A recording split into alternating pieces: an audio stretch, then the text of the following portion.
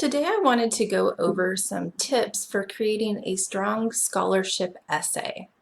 One note that I wanted to mention before I get into the specific tips is to keep in mind that a scholarship essay is a type of personal writing that you will often do throughout your life. Most of you are going to have to include a cover letter, for instance, when you apply for your future career, your future job.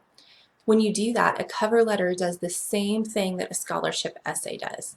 You are trying ultimately to sell yourself to an employer so that they will hire you, and you want to stand out from all of the other candidates. In a scholarship essay, you're trying to sell yourself to a scholarship committee. You're trying to stand out from the other people as the one that they want to award and give money to. All right.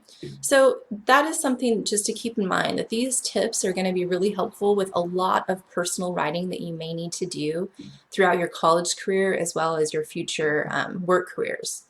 So the tips that I'm going to give you today for creating the strong scholarship essay, there's 10 of them. Of course, there could be more. These are just the biggest things that I think it will be helpful for you to think of while you're creating your rough drafts. So the first thing that I wanted to mention is don't include information that is negative or downplays your positive attributes. All of you have positive things about yourself. You're trying to make yourself sound amazing. You're not lying. You're just pulling in the key points that will do that. All right. Now, having said that, if there was something negative that happened in the past and you used that as a learning experience and turned it into a positive example or a positive attribute, that is great, okay? That is fine to discuss, but you don't want to just talk about something negative and let it be, all right? Also, number two, and this kind of goes hand in hand with number one, avoid trying to cover everything about yourself. You're not giving them your full life story. You are only including the specific details about your life that best illustrates who you are, your direction with your education and future career, why, in other words, they should give you the scholarship, as well as what you want to do with that scholarship money. Why do you need it and how are you going to use it? So don't include other things beyond that. You don't have to include every single little thing. Include the things that are going to make you stand out the most from others and that make you unique, that make you who you are. Number three, and again, this kind of, like I said, these first three all really tie together. Include your strongest points. You do not have to tie in every single little thing about yourself. So come up with your 3 or 4 biggest, selling points about yourself, the things that you want to discuss, the things that you think will help make you stand out, and really focus in on those only. Now, I mentioned just then 3 or 4 main ideas. Yeah, I would recommend at least 3 main ideas. That's the minimum of what an essay needs to include. But I really would recommend pushing towards 4. And the reason for that is that often 3 main ideas are not enough. And a lot of times it makes your writing seem a little simplistic to only have 3 main points. If you can divide that out and have 4, it's better. Now, one of the reasons for that is that each body paragraph should only focus on one specific main idea. It shouldn't group together several points. It shouldn't try and combine ideas. There should only be 1 point per paragraph. New point, new paragraph. Within each paragraph, you're going to have your topic sentence, which should relate the main idea. Then you're going to have explanation throughout the paragraph, along with some sort of evidence, specific details, support. Okay. In other words, you have to kind of prove or show, illustrate your topic sentence. And then you eventually need to get to some sentence that concludes the paragraph, that ties it all back together. Okay. That means that each paragraph only can have 1 main point. If you have more than 1 main point in a paragraph, it's going to affect your organization, your clarity, and your development. So that's something really important to pay attention to, and you're going to hear me say throughout the term. 1 point per paragraph. Any type of essay, 1 point per paragraph. Now, the introduction paragraph of your essay, you want to make sure that it includes the direction that your essay is heading, or if you want to think of it as like the overall point, the central idea of your essay. This is also referred to as a thesis statement. Basically, you want to, and you'll see that both sample essays did this as well, you want to make it clear what your sort of either your direction or your goal is with your education/career and make it clear that you're applying for a scholarship. Okay. Now, the applying for a scholarship part, you can have that in the introduction. It can come somewhere else, but that should be clear throughout the essay. There shouldn't be any sort of confusion about why you're describing yourself or why you're describing where you're going. And again, that should happen somewhere in the introduction. A lot of times it works well to have that towards the end of the introduction, but that's a stylistic choice. Okay, so you can choose if it works well there or not for you, but just make sure that it is clear at the beginning where the essay is headed. You don't want a reader to be confused when they get to the end of your introduction paragraph. Now, as far as the organization pattern to your essay, it just should be logical. In other words, you should think through like why you're putting your first body paragraph after the introduction. Why the second one? Why the third? There should be a reasoning for it. It shouldn't just be haphazard and just because that's where you stuck it. Okay. So for example, maybe you want to do chronologically. Okay. Maybe you're going to start with your motivation, what led you to the career that you chose, and that happened when you were younger. Then you want to transfer into where you are now with your education and the struggles you're facing.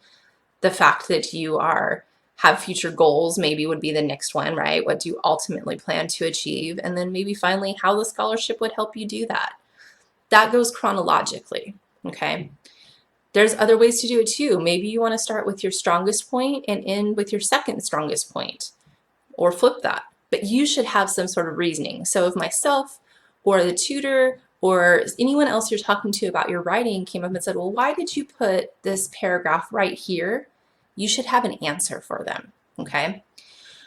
Now, how do you actually make yourself stand out in an essay? Use specific details. Specificity is the absolute best way to make your writing stronger, okay?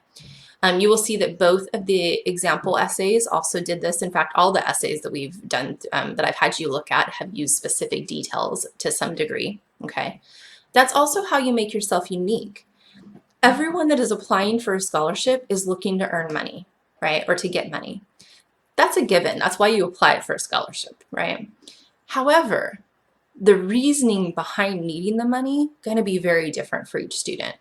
What your specific career goals are, very different. What your experiences have been, very different. So those are the areas where you can really make yourself stand out. So it's important to be specific. Now, using concrete specific language is one way to make sure that you're including some of those specific details. Word choice is an essential part of having a really clear, strong essay. So I want to make sure that everyone is really thinking about your word choice. Now, when we talk about concrete specific language, something that is concrete is a word where majority of our society or of the English speaking society is going to agree on the term, right? If I point to a table and I call it a table, we're all going to more or less agree that it's a table, right? If I come in and I say something like, everyone got good grades on this last essay. Well, what does good mean?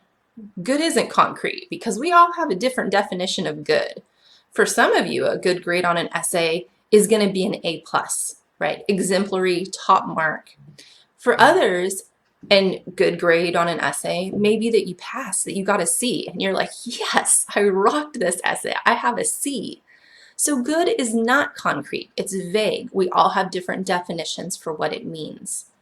Now, a specific detail is the difference between saying, oh, well, I like cars versus I like a 1969 Chevy Corvette with a 427 engine, red exterior, black interior, chrome side exhaust, right? And I could go on. Those are very specific details.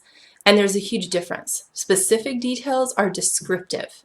They show you what I'm talking about versus just telling you, hey, yeah, that girl likes cars, all right?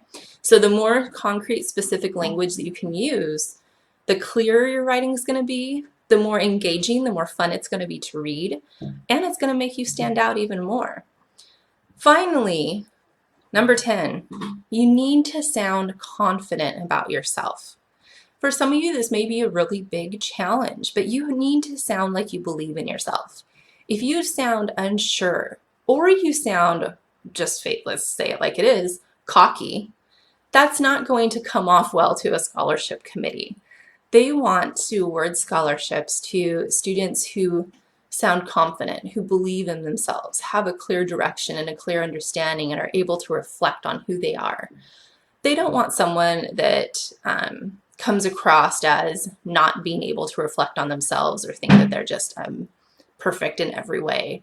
And they don't want to come across or give money to someone who is simply unsure, sounds less confident, or sounds like they really don't have any sort of belief that they can achieve their dreams. Okay, so those are my 10 tips to get started with. Again, you can come back and review this video as many times as you want. Many of these tips, by the way, actually apply to multiple essays, not just to this one. So things like including your strongest points, having each paragraph focus on one idea, using specific concrete language, those things are going to transfer throughout our essays.